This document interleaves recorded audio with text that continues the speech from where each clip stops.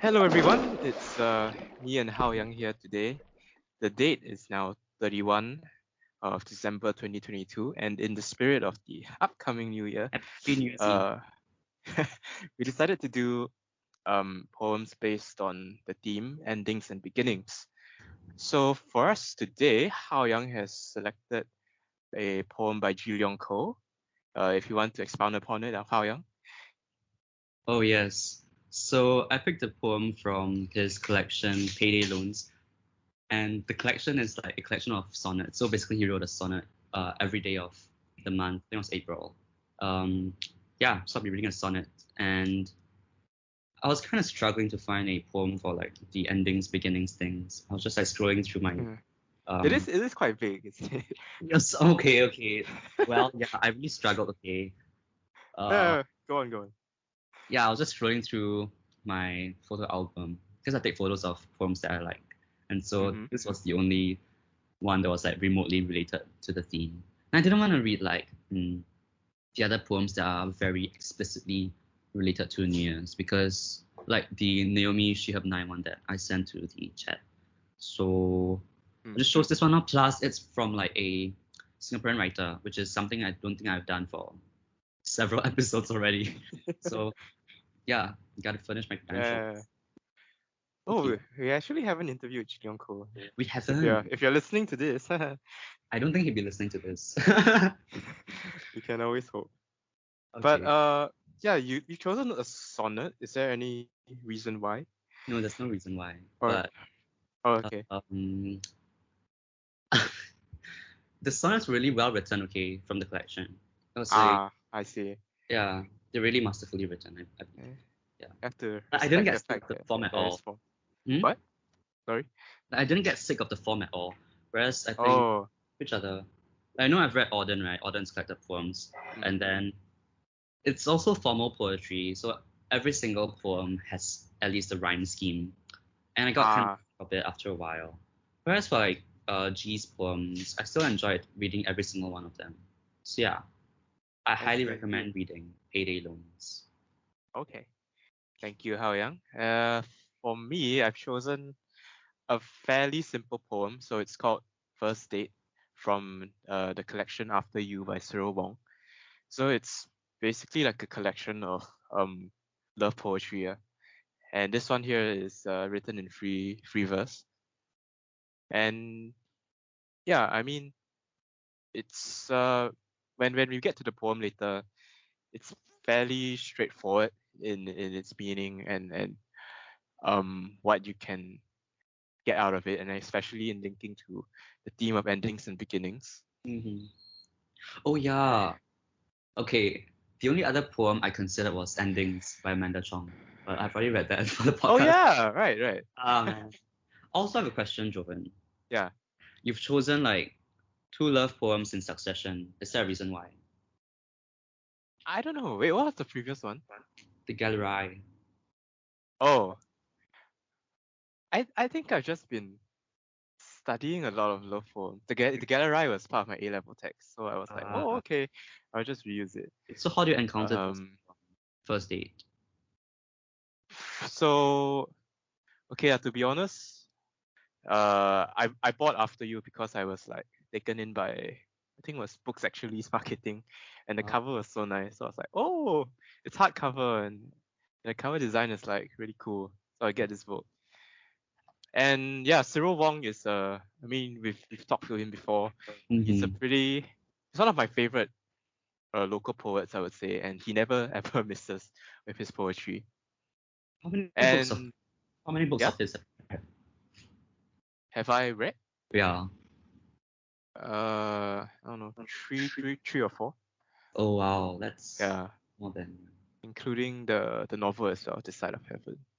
I've only read This Side of Heaven and what was it? The Lover's Inventory.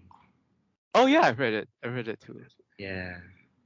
But yeah, this one is a bit.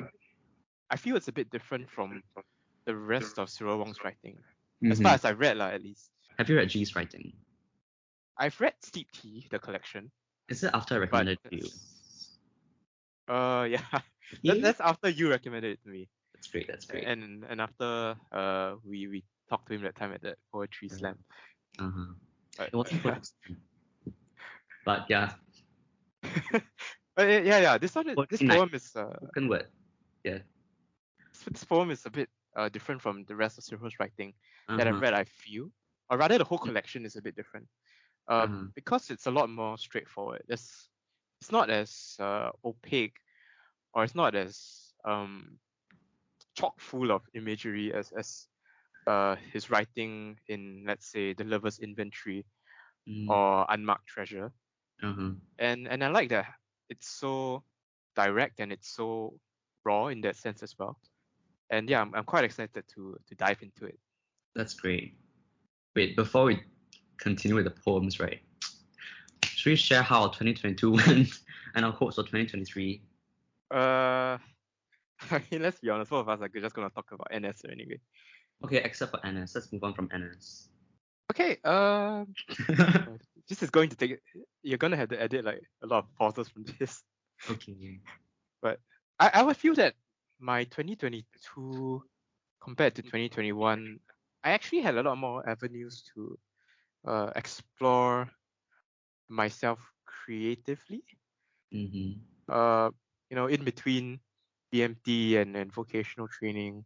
Sorry for talking about NS, but I've had a lot more pockets of time to just write whatever I want to write, and write not for the sake of like competitions or publishing or hoping to get published, but more of just writing to express myself and to just like vent sometimes.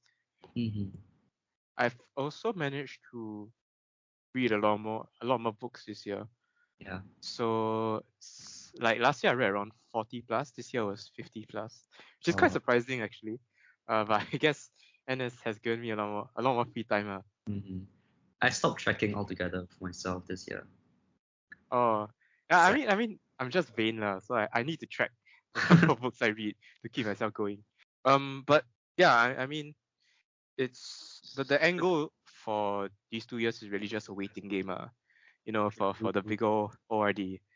True. And yeah, I'm just like as much as possible putting myself on autopilot and going back to what I used to and still do enjoy, which is reading and hearing all these new voices, living all these different lives within the pages, and of course creating my own new lives within verse myself. And yeah, what about you? That's nice. I don't have NS horror stories. I'm not struggling with NS at all.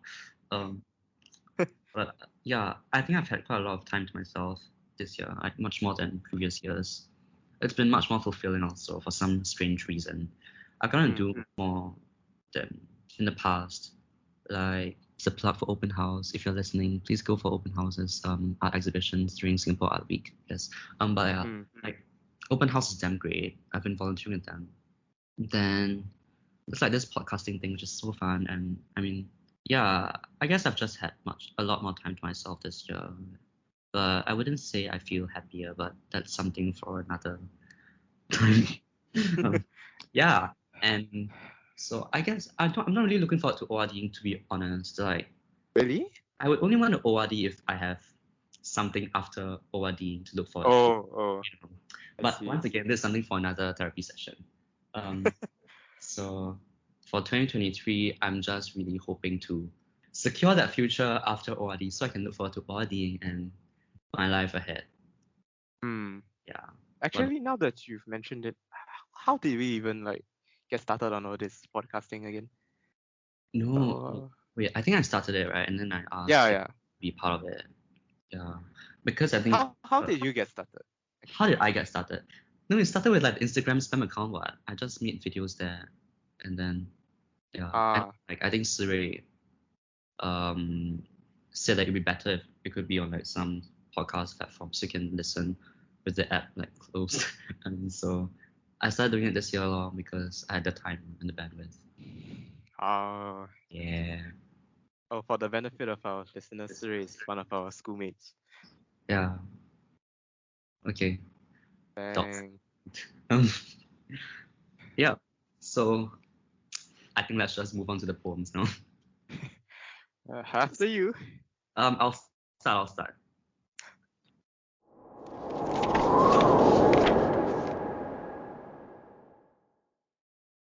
April 17th, Sunday, by Jee Leong Koh. I wake up with a hard-on, and the light between the hotel curtains gives the finger. No rosy morn, but pale, pluralized bringer of the day to come. All right, to right, to right. We'll see, since we're sightseeing, the sights. Lunch with an ex-boyfriend not seen in years. Go to a bar where we will last and leer, but do nothing before we call it a night. I turn, and still the sheets disgust me. He disgusts me. I disgust me. Lust disgusts me. And the finger, bruised, a slight cut in the curtain, previously a smear, hardens into a direction, clear, desirable, and promising as light.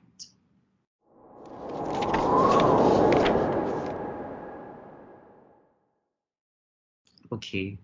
Oh my god, I'm so unprepared. I'm gonna cut this out. Yes. So that was April 17th, Sunday by G, and it's a sonnet. I don't know if y'all could tell in the way I read it, but yeah. Mhm.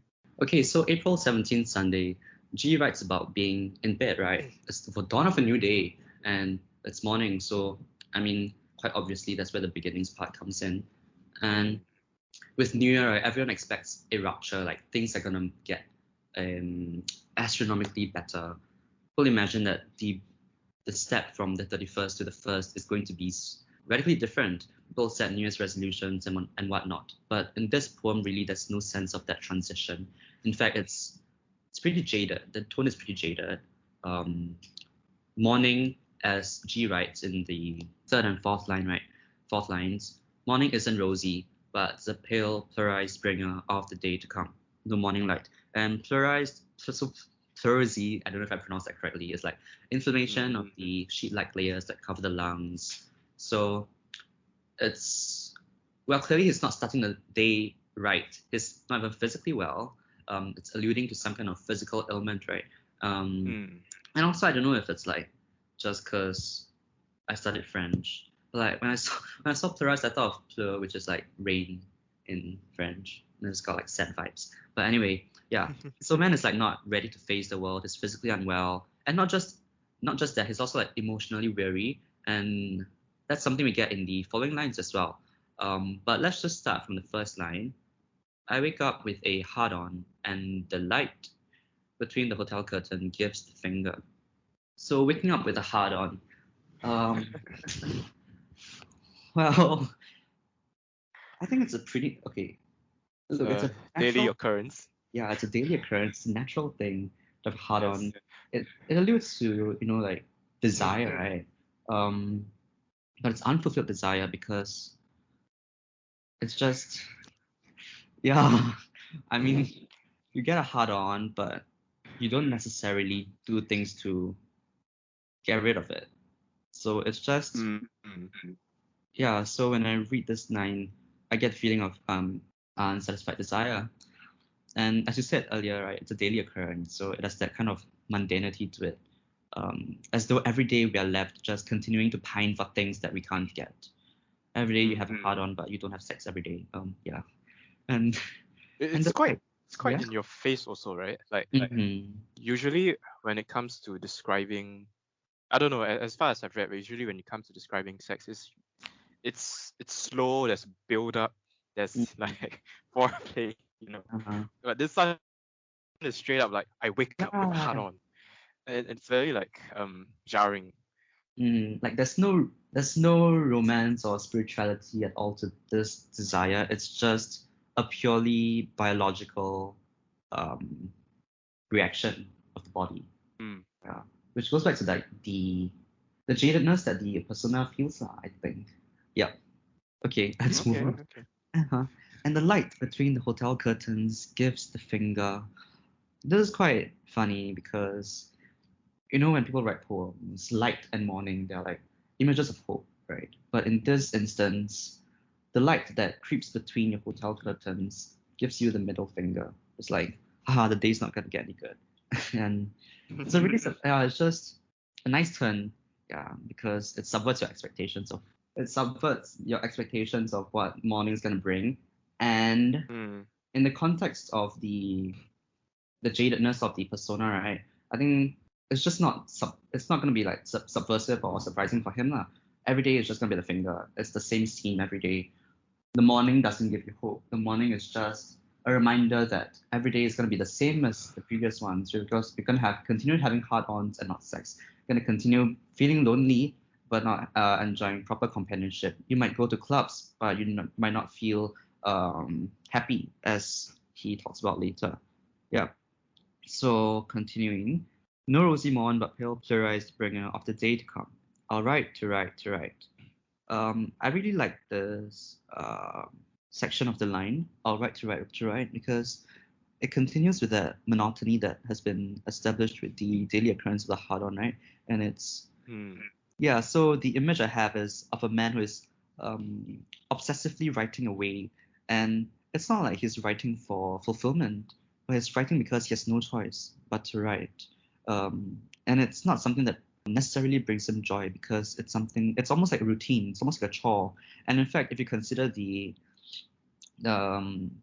narrative behind the collection, right, the narrative is of this poet who struggles to pay his loans, yeah, because yeah, so he writes a poem every single month, and at the end of the month he has to just pay his loans now. Yeah, and also like in the context of the poem itself as a text, right, I find it interesting how I'll write to write. It's not just obsessive or obligatory in the semantic sense, like he has to write for the sake of writing, but also in the contextual sense, because he literally has to continue adding the to write at the end in order to fit the meter and to rhyme with the light in the first line. So yeah. Right. Yeah, I don't know. That's just kind of clever. So yeah. I mean, it is true.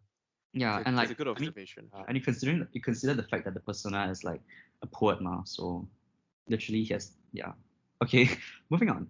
We'll see, since we're sightseeing the sights. This looks so like funny, literally, because he's not saying anything meaningful. It's like, we'll see, and what I'm gonna see. Okay, since we're sightseeing, we'll see the sights. It's like, yeah, it just reinforces the repetitiveness of his existence and the meaninglessness. Like nothing surprises him, It's so predictable. Yeah. It's the same trend, right? Where you're following in the previous line, just writing for the sake of writing. Just stating the obvious. Like he doesn't know how to fill this line, so it's just like, we'll see. Okay, since you're sightseeing, the sights. Yeah, and it's like it's an anaphora here. I don't know. It's like repeating the same kind of syntax or whatever. And then following that, lunch with an ex-boyfriend not seen in years. So earlier on I talked about the unfulfilled desire in the hard-on, right? And here you also have that. It alludes the emotional void in his life right now, because it's an ex, and it's also an ex that he has not seen in years. So I think if you are someone who has dated, right, and you're in such a position, you go out with an ex whom you have not seen in years, I feel like it will conjure feelings of loneliness, right? I mean, you think of the times that were and the times that no longer are. And chances are, if you're going out with your ex, you probably don't have a boyfriend right now. So yeah, man is not just sexually unfulfilled, but also emotionally unfulfilled. And then carrying on to the next line. Go to a bar where we will lust and leer, but do nothing before we call it a night. So going to a bar where we will lust and leer, I mean, this carries on like the idea of desire lah. You're pining for life, because bars are where life, they're very happening places and associate bars with life, I guess. And also bars are places where queer people tend to meet other queer people. I mean, that's why gay bars exist, right? And yeah, so where we will lust and leer being like kind of passive voyeuristic acts, because you're watching from a distance. You're not actually going in to form relationships. You're not going in to that social network. You're still an outsider. So there's that the liquid like alliteration kind of reinforcing that passivity. Yeah, we will last and leer. So this reminds me of the Golly Boy poem by Arthur Young, but never mind. But do nothing before we call it a night, which is surprising, because if you go to a bar, there's already that intention to do something, and you lust and leer, there's already that motivation, that primal desire to do something, right? However, ultimately, nothing gets done. It's like And you call getting it, blue balled. what does that mean now? Edged, is it? Yeah, something like that. Oh, okay. Let's carry Yeah, on. yes. So man has had a hard on since morning, and like at night, even at like after so many hours has gone by, he still hasn't met his sexual needs and wants. Yeah, but do nothing before we call it a night. And then I turn and turn, and still the sheets disgust me. He's back in bed. Or alternatively, if we reach the end of the poem, right, he might not even have been to the bar. He might have just been in his imagination, but we'll get to that later. I turn and turn, and still the sheets disgust me. He disgusts me. I disgust me. Lust disgusts me. I remember where I read about this. Maybe it was the introduction to the collection, but I love how the position of disgust, right, changes in every single line. So, like in the first line, disgust is at the end of the line. Then in the second line, it's as it's in the middle lah. He disgusts me, I disgust me, and then the third line, it's disgust at the front. So it's really the repetition, yeah, the repetition of like that disgust. I guess it goes back to the writerly the writerly intention behind this, right? Because we talked about to write, to write, to write. We'll see since we're sightseeing the sites, and here it's like playing with the position of disgust to make it as I'll just use monotonous again. Yeah, you get what I mean. It sounds like quite tacky, Mm, if I do say so. It's like a 15-year-old wrote this, right? uh-huh. I It's turn and turn and see the sheet disgust me. He disgusts me. I disgust me. uh, there's no lyricism in these lines, Mm, right? It's very the structure is very simple, so it's just especially in the second and third line, right? It's just he disgusts me, I right. disgust me, Lust disgusts me. Yeah, it's just that very simple structure, as if he has given up on writing, or as if he has no inspiration to allow him to write more beautifully. Yeah, and also I was trying to say, oh yeah, I turn and turn and turn, and still the sheets disgust me. Do you think he had a wet dream? Maybe. Okay. Maybe. Oh yeah, the sheets disgust him. Or maybe it's just the fact that he's alone in bed and all he can feel are the sheets.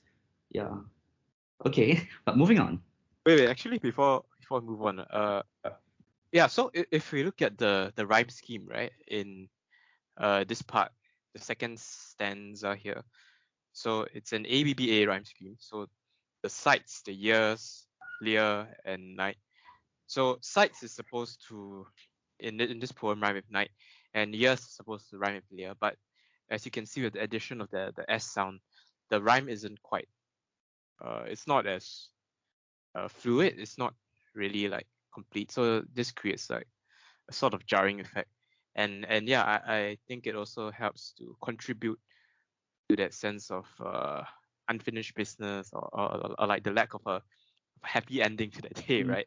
So you start off with that sexual desire, but you don't actually get to like mm, release it. mm-hmm. And also there's some also like after we've talked about the rhyme scheme, right? I realized that if you look at it as in its entirety, right, it's ABBA, then ABBA, then CCABBA. So the trajectory I get from this is like you're trying to get somewhere, but you return to that same point again. Like in the first stanza, it's A then B, but then you go B again and go back to A, and same for second stanza. Then third stanza, you get a new end rhyme, you get the disgust last rhyme, but eventually it still goes back to A, and then BB, and then A again. So which goes back to our idea of him being unable to move on from unable to move on from this this kind of this way of living which he has been stuck with for a pretty long time, to the extent that he has been jaded and no longer feeling the urge. No, he does feel the urge, but the sufficient willpower to follow through with his desires to eventually change his life. Yeah. So now we're back to the last stanza. So, and the finger bruised, a slight cut in the curtain, previously a smear. hardens into a direction. Well, when I read this, it kind of gave me it kind of felt like I was traveling back in time of sorts. It's like reverse motion because it's from a bruise to a slight cut, then previously a smear, right?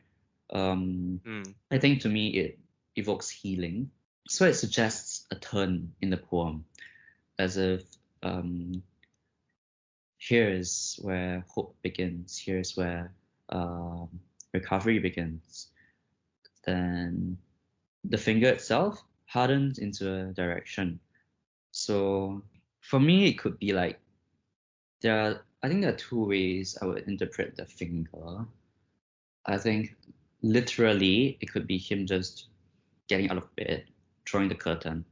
And so as he draws the curtain, his finger would harden into a direction and let light in. So there's a sense of him being active, right? Being oh my god, being prime minister of his life. Wait, this is a Rosma thing.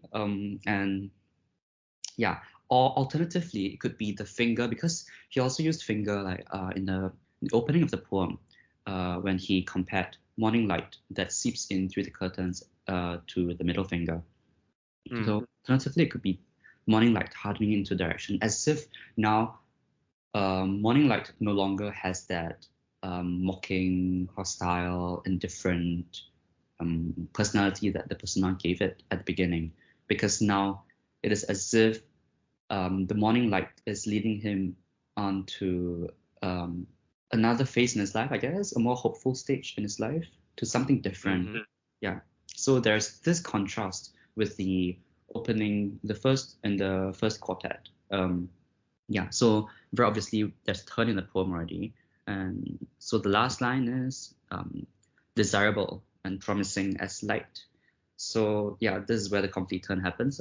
I mean, at the beginning, light gives the finger, but whereas now light goes back to what it is commonly associated with, which is hope and promise, which is a very human thing. People, yeah, I mean, morning brings hope to people. Dawn brings hope to people, not just like biologically because you wake up and, oh, congrats, you're still alive, but also like in literature, right? Morning is used to connote hope.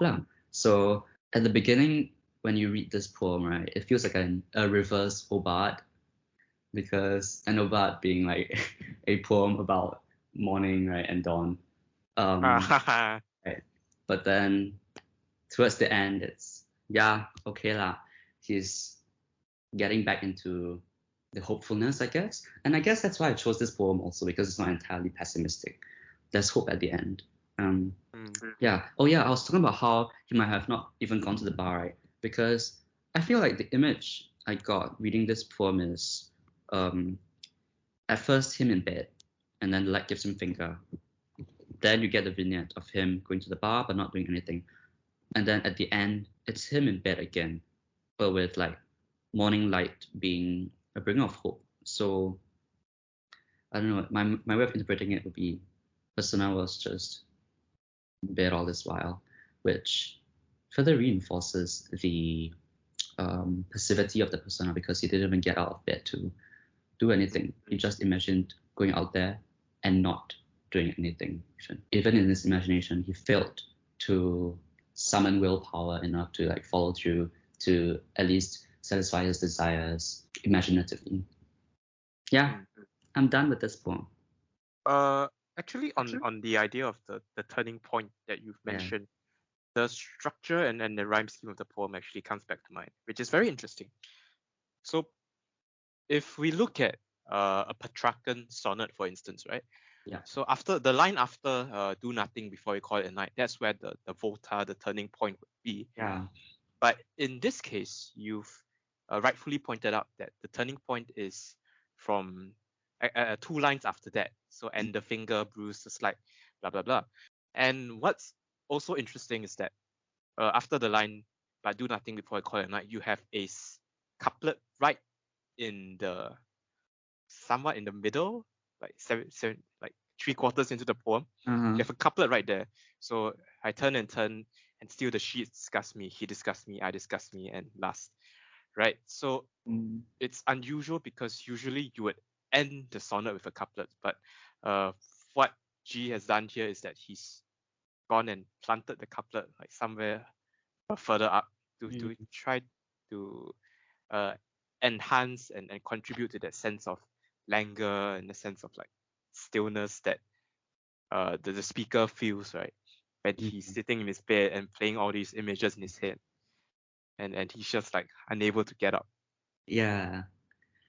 Actually, right, now that you mentioned the couplet, the way I viewed it just now was three stanzas, right? Like Right. two couplets and one sestet. But then now that you mentioned the couplet, it could be an incomplete sonnet followed by another incomplete sonnet. Do you see it? Well, what do you mean? Okay, like the Shakespearean sonnet is three quatrains and one couplet, right? Yeah. Yeah. Then here, if we follow the four stanza formula, it would be two quatrains and then one couplet. So that's one incomplete sonnet. And then we have another quatrain after the couplet, which follows the same rhyme scheme as the first quatrain, as if um, beginning anew but also reverting to a same pattern. Ah, right. Yeah, that's the ambiguity which I think fits in quite nicely with the overall tone of the poem, whether it's like balancing between hope and also just jadedness, disillusionment. Mm. Yeah. So in fact, I guess if we were to adopt my idiosyncratic view of this poem as two incomplete sonnets, there's in fact, I guess, a beginning at the start of the poem, an ending in the middle, and another beginning at the end of the poem. Yeah, It could very well be a vicious cycle as well. precisely. And it's just another hard-on after this.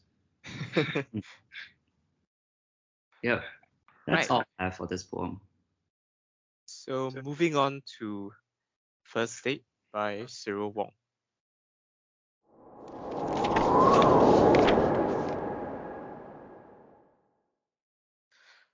Sometimes I rewrite what it was like when we first met, not at City Hall during lunch breaks from work, our deflective looks and refolding of arms. We could bump into each other at Haw Par Villa amidst 10 levels of hell, our gazes bridging over spirit bodies of the hateful, happily boiled and knifed and peeled. Or on a train at the zoo during its night safari, as we trade earnest grins tucked in shadows alongside lions and rhinos. When I could venture a remark, what separates us from the animals is how I could get to know you past the point when you're no longer here.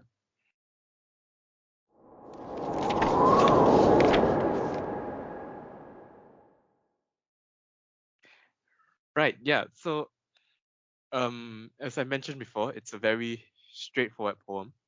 So the speaker here is essentially talking to his lover and recounting how they first met and how he wishes that they could have met at first.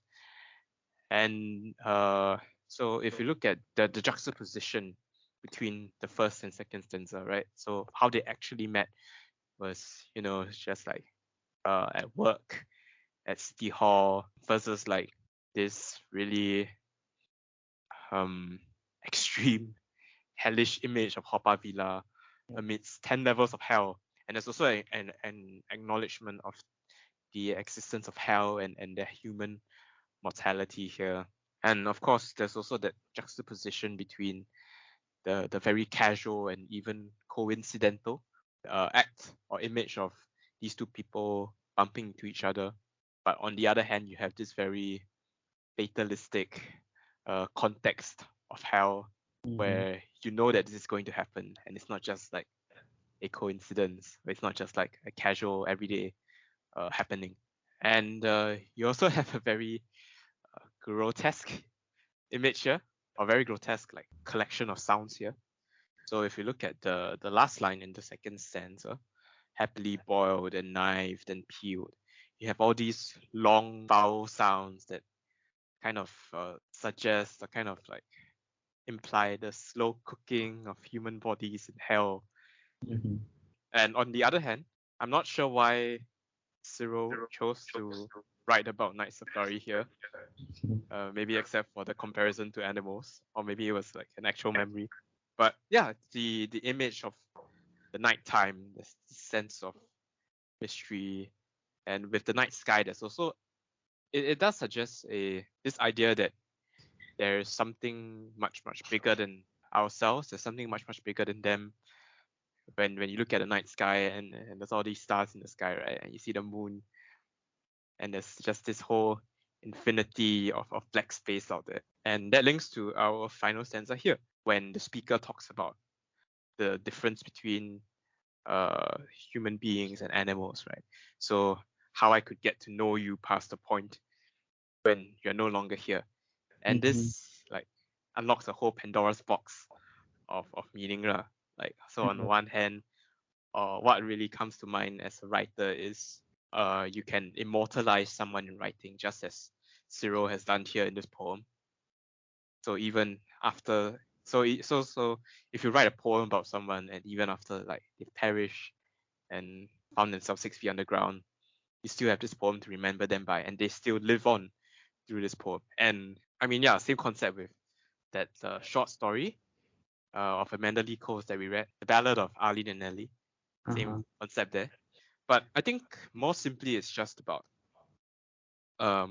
memory and holding all these memories of someone close to you, even after they're gone, right? And how the speaker does that is through writing and rewriting, as they mentioned in the first line. And yeah, I think that's all I have in breaking down this poem. I think the Haw Par Villa part, right? Amidst 10 Right. levels of hell. You talked about the juxtaposition between the casual coincidental bumping and the fatalistic context of hell. But for me, I guess what stood out to me more is the context of hell as a place of death. Right.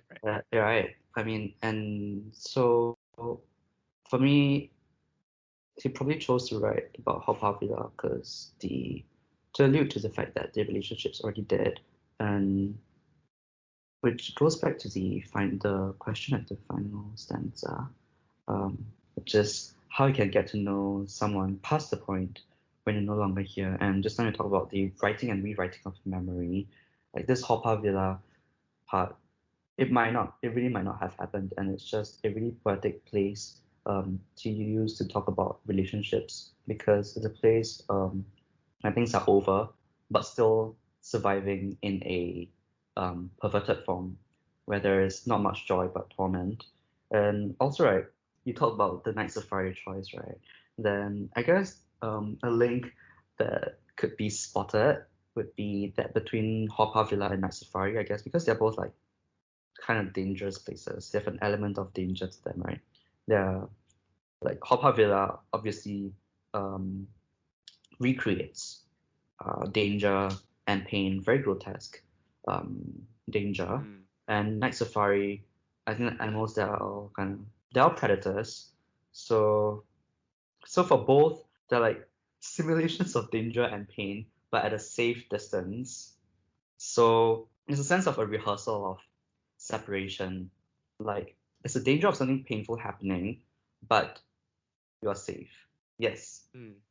Which goes back to the fundamental thesis that you offered just now about this poem being a writing and rewriting of memory, because this is also a way of coping with a breakup, for example.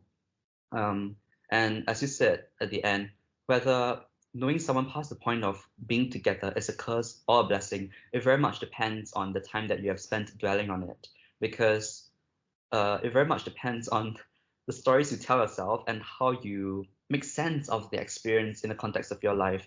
And so I think for this poem, while there's still I guess some ruefulness in the tone, because I mean he's still obviously thinking about the ex, but I think ultimately he's at a stage where he's moving on. Yeah. Yes. Oh, and I forgot to also mention that when you're no longer here, like as you mentioned, it can refer not just to death, but it can also just refer to not being physically present. right? Mm-hmm. So maybe after the speaker has broken up with their lover.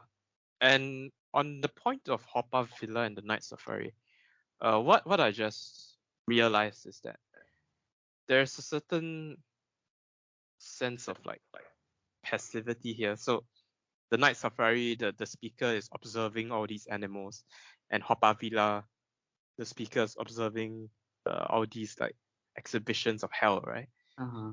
I mean, it's like as if the action is happening not in the context of the relationship, but elsewhere, because like the relationship is already settled, you know. So at Haw Par Villa, the action is in the murals, in the 10 levels of hell, and the Night Safari, the action is in animals. But for the persona and his partner, they're really in a very passive state. They're like just observers. Yeah, because their relationship is settled. There's no agency except in revision, therefore. Right, right. Yeah. Yeah. Yeah. On the other hand, I feel like it's also like it's just Cyril Wong lah, keeping to his own like um meditative, like Mm-hmm. as he has described himself, like sort of being like a recluse, Uh-huh. and so he's just like this passing figure among like the sea of bodies. Uh-huh. And yeah, I mean, I think if we branch out from that vein, it really invites more questions of how much agency do we actually have Mm. when it comes to retaining a relationship and making it last, right? And on the question of agency, like I think there's a similarity we can spot between the two poems, right? Because in both poems, the personas lack agency, and the only way for them to wrestle back agency is to write or rewrite. In the case of G, I mean, what G? In the case of persona in G's poem, the persona has an ambiguous relationship with writing, right? Because on one hand, it does give him agency, but on the other hand, it's an obligation of sorts. And also, in the persona's attempt at rewriting an imaginary scene, like the imagined scene going to a bar where they last in there but do nothing. Eventually, it still goes back to doing nothing. It's pretty fatalistic and pessimistic tone, but which we do not get lah in the second rewriting, in Cyril's rewriting, because in Cyril's rewriting, it's more of acceptance of something that's already over and arriving at an insight and a valuable insight at the end, which is that we still dwell on things that are long past, but also that Mm. we are able to change how we experience things of the past and continue on to the future. Yeah, and in both poems we are exposed to personas who are like in pretty shitty places. These are people who are to different extents like maybe emotionally damaged, who find it difficult to get out of bed in the morning. But there is still an element of like hope that does come through in by the end of the poems, right?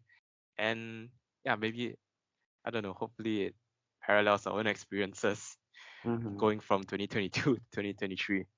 Yeah. So we hope you've enjoyed the two poems that we've read today. And of course, please do check out Jee Leong Koh and Cyril Wong's writing. Hmm. Um, and yeah, I think I forgot to share my hopes for 2023 just now, but I think if you ask me now, what I would say is, well, I would just hope to be able to turn back to my roots, I guess. Mhm. So much has happened over the past like 2 years with COVID and Oh. the A levels. I haven't really had time to like stop and I think just reflect on how I can be a better person. Uh-huh. Yeah, I mean, I've only had that 1 month of like free time after A levels to do Mm. whatever I wanted. But I was really just like making Yeah. up for lost time.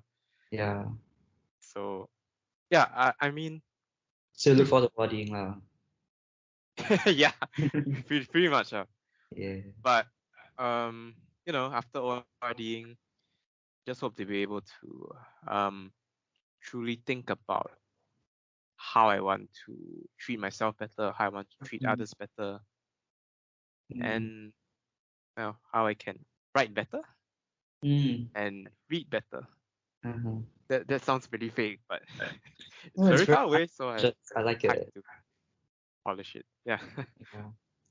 Well, I hope I get a boyfriend in 2023. Okay, oversharing time. Okay, yeah, that's all I have. Happy New Year. Happy New Year. Bye And bye. to you listening, Happy New Year too. Happy New Year and happy Chinese New Year in 1 month's time. Okay. Bye bye. Bye bye. Wait, let me stop recording. Done.